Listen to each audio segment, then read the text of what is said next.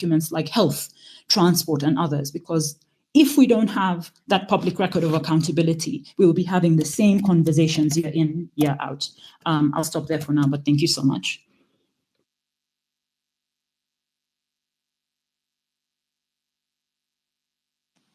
Thank you so much, Nasra. Yeah, wow, that was powerful. Lovely. Yeah, I had a question about that. Levelized and Nasra, the parliament is in this session right now. You can also help us now get it to the reading so that the world can know. That's something that we needed to ask. I wanted to ask all the people from the government officials that came here, what are your achievements in the office that you serve right now? So that the world can know. That's something that we needed to ask. I wanted to ask all the people from the government officials that came here, what are your achievements in the office that you serve right now? And also to bring so that the world can know. That's something that we needed to ask. I wanted to ask all the people from the government officials that came here, what are your achievements in the office that you serve right now? And also to bring that's something that we needed to ask. I wanted to ask all the people from the government officials that came here, what are your achievements in the office that you serve right now? That led also to bring that's something that we needed to ask. I wanted to ask all the people from the government officials that came here, what are your achievements in the office that you serve right now? That led also to bring that's something that we needed to ask. I wanted to ask all the people from the government officials that came here, what are your achievements in the office that you serve right now? That led to during flooding that's something that we needed to ask. I wanted to ask all the we don't have first ladies, we don't have equivalent of a CPF. So our voice and our agenda is not inside the department we work with. So in the context of the flooding conversation, as a person who works with the Red Cross, to support the different families and areas that were affected during the flooding. But second, I also lobbied FSD Africa to see if we can have a flooding resilience product, which would ensure that the city becomes resilient against flooding. Unfortunately, the Nairobi County is yet to pass the Climate Change Management Bill. I am not clear why this is not proceeding, despite several efforts, but perhaps if you as citizens can put that pressure on, other MCAs, that would be really, really helpful. And then at a party level, we also set up a committee on flooding. Essentially, I come from the ODM party. And one of the things we did from a party perspective is we set up a committee where we were providing relief in terms of food and mattresses to affected families. We managed to support about 6,000 families in that regard. And then aside from that, I also pushed for motions. The first was against the audit or the collapse. It was a review of collapsed buildings in Nairobi County.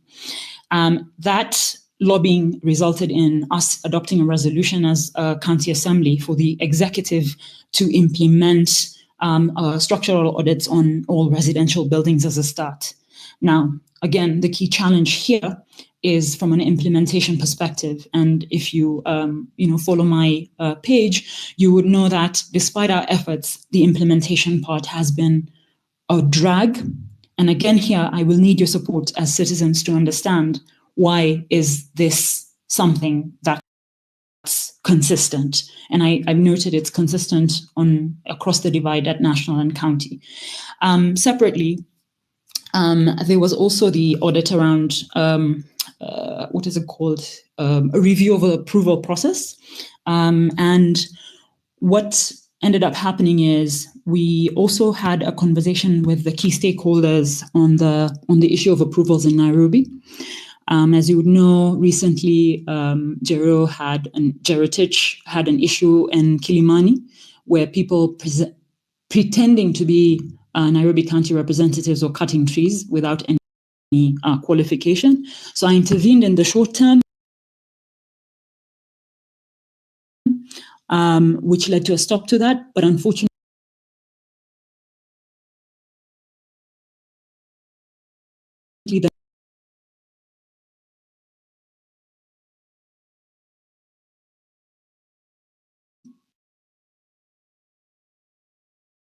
perspective. But I'd also be keen to throw back the question to you, given my capacity as a special elect MCA, what else can I do to support conversations, keeping in mind we are MCAs who are focused on legislation but don't have, dare I say, the clout of projects. So it's heavily reliant on working with partners with a similar mindset, and of course supporting on ground. And I think the last thing I want to mention is on ground, I also did Mama Rasili Mali, which is working with women from less empowered communities to take them through a 10 to 11 week program around different focus areas, financial literacy, waste management, substance abuse, marketing, and a few other areas, so that they can have some sort of support in driving a more empowered approach when they're doing their businesses. I'll stop there for now, but thank you so much for your question. Asante sana Nasra. KOT hatuja kusikia kutoka ingie, karibu. Ayo, I had seen you had your hand up earlier. I don't know if you're ready to speak. Charles, you're back. Uliza swali yako. Okay, I had two questions. I've had the opportunity to audit several state agencies and parastatals. And one of the things I noted in all of them is kuna circular of 92 that is quoted, where it does not allow any state agency or parastatal to invest their funds in any other securities besides government securities. From the public debt numbers, you will note that over 60% of public debt is actually local debt, not external debt. So my question was to Okia Mtata, I can see still here. First, is that legal? And two, is that something that can be rectified? Because state parastatals are supposed to inject development in the areas of expertise. For instance, this housing levy that is being collected, the uptake is only about 2% or just about 3%. If you follow Julian Samboko, he breaks down the numbers. And the rest of the funds have been invested in government securities.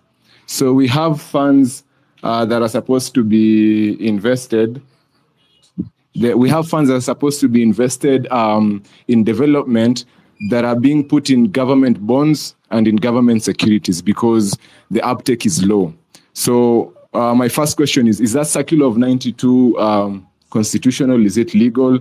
And is that something that can be tackled through a court process to ensure that we have state agencies investing in what they are supposed to be, the expertise, basically? And then number two, our national debt is riddled with debt that is placed on us Kenyans through parastatals and state agencies.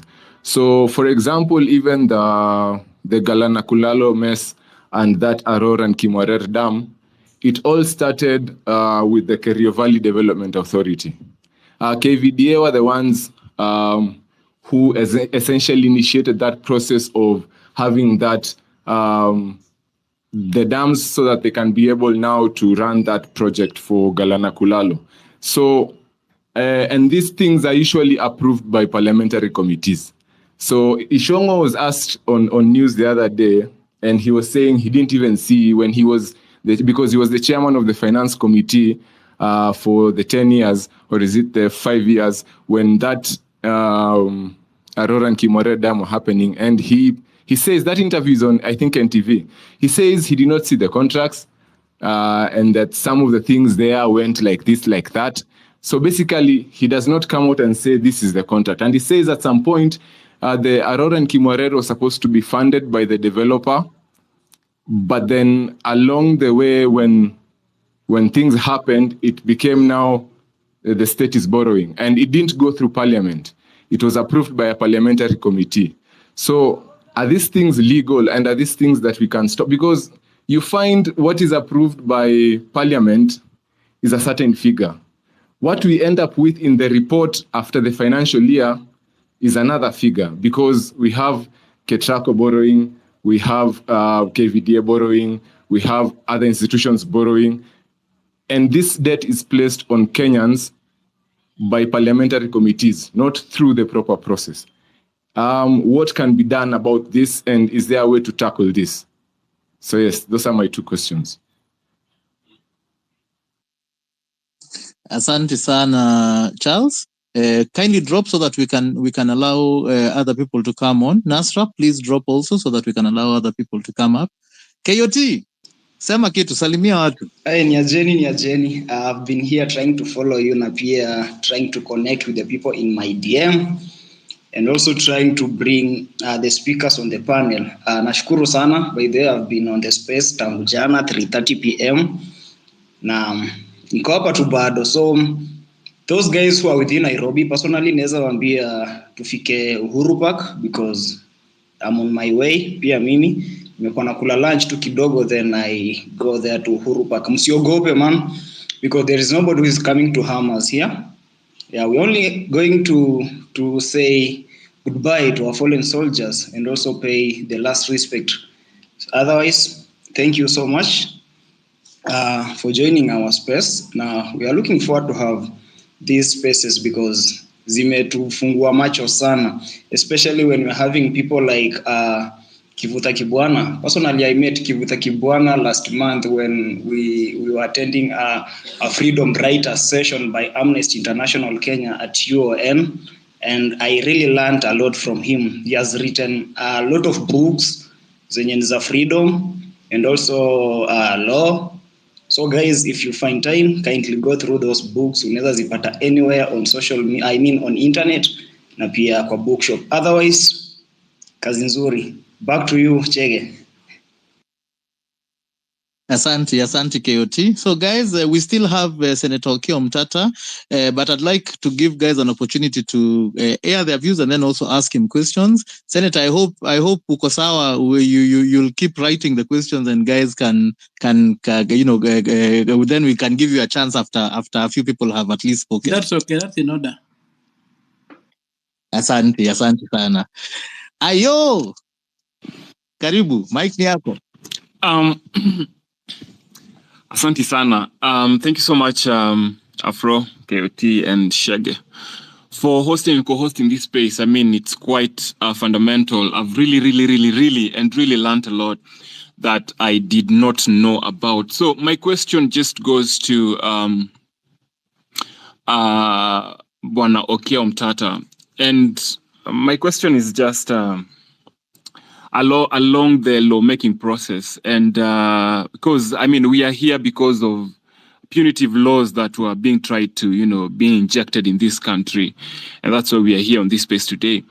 And even as we reflect upon the Saba Saba Day, my question, as we look towards the 2027 Kenyan general elections, Dr. Okiya Omtatah, how do you propose that the IBC should be reconstituted to ensure rather greater transparency, probably efficiency, and public trust? Because as we speak right now, we don't have the IBC, and thus we cannot go to election. No form of election can happen in this country as we speak.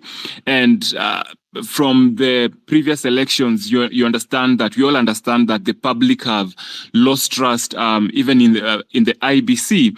And additionally, amidst the current climate of protests and killings and loss of lives and probably property in the country, what measures can be put in place to keep the current government accountable?